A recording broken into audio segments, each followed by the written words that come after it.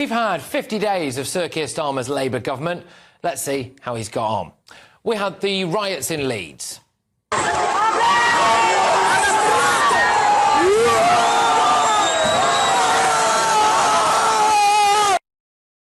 which he stayed largely silent about. We had the Manchester Airport incident, where the Home Secretary appeared to take the side of the two lads who allegedly beat the living daylights out of police, breaking a female officer's nose.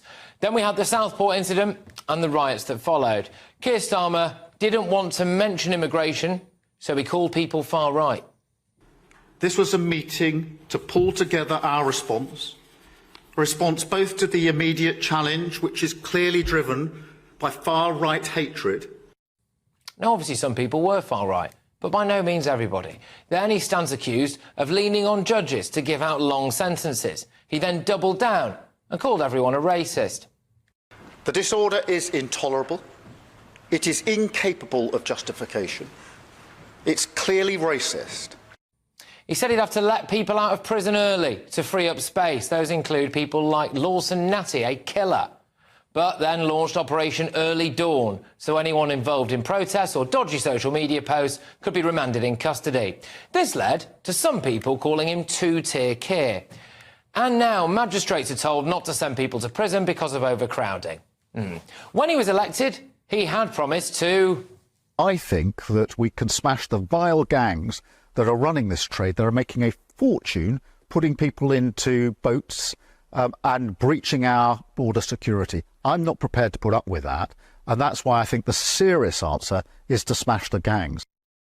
So, this guy, Neil Basu, was reportedly his #1 choice to be the new head of Border Command. He turned that job down, apparently, and we still don't have anyone in charge of it.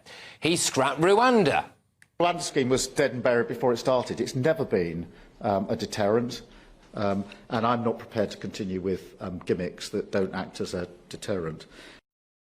And now we've had thousands of people cross the Channel, including 700 in one day. All of them will now be allowed to claim asylum in Britain. The backlog currently stands at around 120,000. Starmer and Reeves told us that the Tories left them in an economic mess. The decisions I made on winter fuel payment yesterday are not decisions I wanted to make. They were not decisions that I expected to make. But when confronted with a £22 billion black hole, I had to act. Well, they then gave the unions a massive pay rise, didn't he, with no strings attached to improve the quality of services. The junior doctors and the train drivers have both said that they'll strike again anyway. He's under pressure to do away with anti-strike laws to make it easier for everyone to go on strike. And now it's emerged that in July alone, they borrowed £3.1 billion to pay the public sector. This led to allegations of corruption, as it emerged that Labour cabinet ministers accepted hundreds of thousands of pounds from the unions before signing off on their pay rises. Starmer scrapped winter fuel payments for pensioners, so now some old people will have to choose between heating and eating this winter, despite hammering the Tories for even thinking about doing it. He put Ed Miliband in charge of our energy sector and promised you that your bills won't go up. That's why the Labour Party has a fully costed plan to freeze energy bills this winter.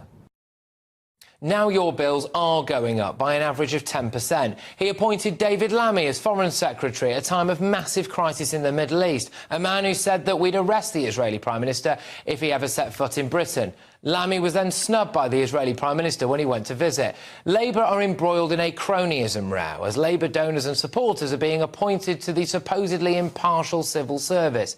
He said that he respected the result of Brexit. Now we hear that there might be a negotiation on free movement for under-30s. It also looks like we're about to get loads more 20-mile-an-hour speed limits. His popularity ratings have plummeted, and now 52% of people think Britain is moving in the wrong direction under Sir Keir. Oh, and a record 9,500 millionaires are expected to leave the UK this year alone because of Starmer's expected tax hikes, which means that we will all end up paying more. I don't know about you, OK, but I can hardly wait for the next 50 days of hard labour.